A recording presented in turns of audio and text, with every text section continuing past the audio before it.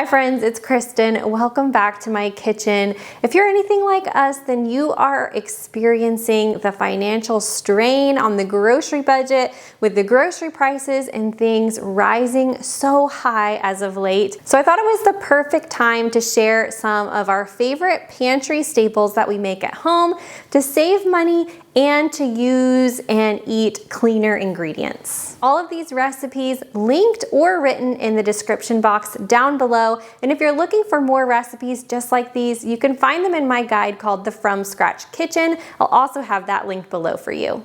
It probably comes as no surprise to you that clean ingredients in our pantry staples is something that's really important to us.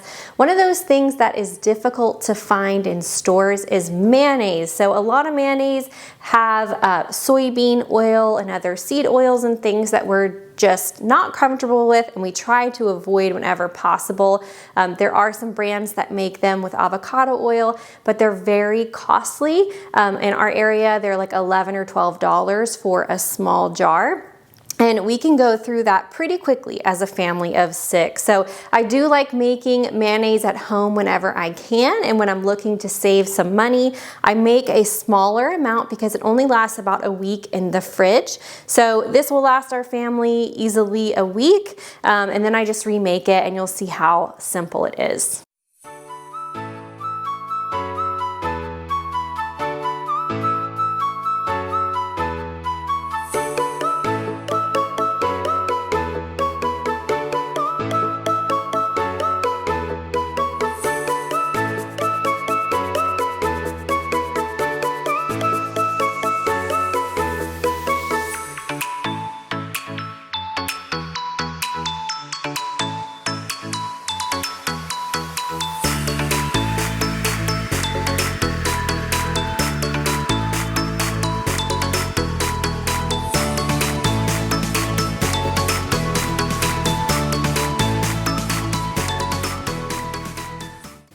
I told you it was so simple. Look how good this looks.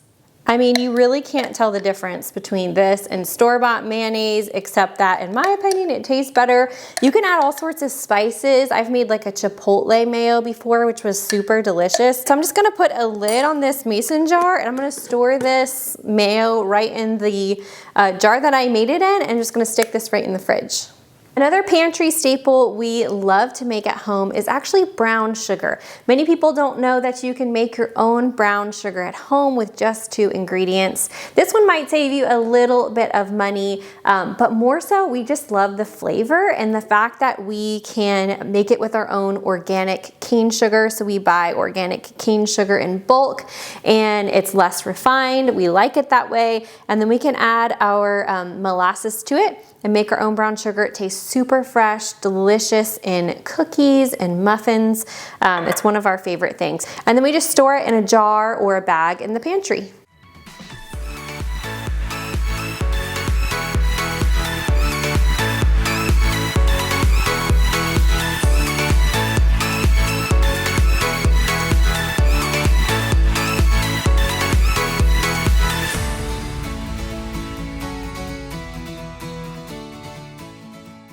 If you're looking to make light brown sugar, you can use 1 tablespoon per cup of sugar. And then if you want the darker brown sugar, you would use 2 tablespoons of molasses per 1 cup of sugar.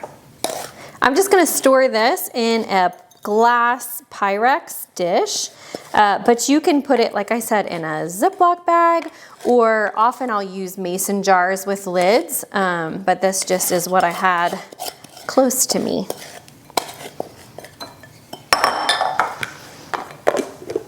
Another pantry staple that we love to make at home and actually does save us a ton of money is homemade granola. So to find a small bag at the grocery store with decent ingredients, it's like $7.99 at our grocery store here. So we like to make a really big batch of granola, store it in large glass jars in the pantry, and we will eat on that for quite a while for a fraction of the cost. One of the things I love so much about homemade granola is just how versatile it is. So you can change up the ingredients and the spices depending on, you know, what's in season or even just what you have in your pantry. For instance, Usually oats is the base that I like to use, and I always include coconut oil and honey. But then other than that, I like to switch it up. So today we're doing pecans and almonds. We're gonna add those in.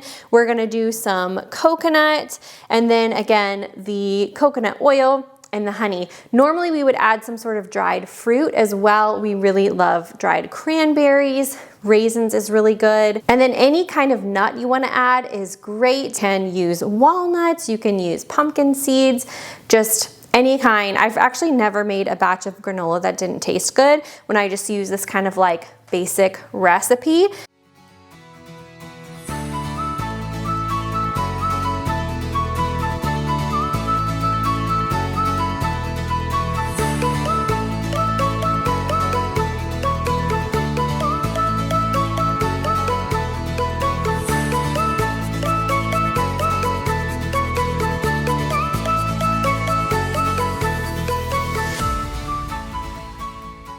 This next recipe is another favorite. This is our raw milk yogurt. So we love getting our milk from the farm down the road, and so we can get it in its raw form. And we've been doing that for over 10 years now, and then making our own yogurt with it. I just use my Instant Pot. That's the easiest thing that I have found.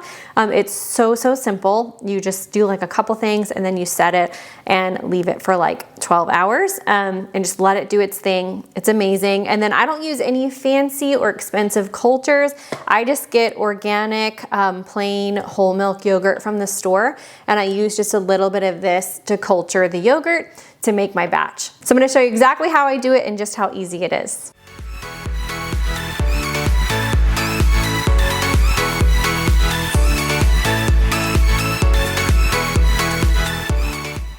So you can find the full instructions down below, but this is 12 hours later after the yogurt has cultured. And I like to strain off some of the liquid from the yogurt, but this is completely optional. So I have an organic cheesecloth that I use. I'll put that in the description box as well. And I just pour all of it in there. I like to put a little rubber band at the top, and then I just hang it from my cabinet over the bowl and allow it to just drain off as much liquid as I'd like. Then I'll put it in my jar and put it in the fridge. But if you don't want to drain off any, you can just put it right into your jars and right into the fridge.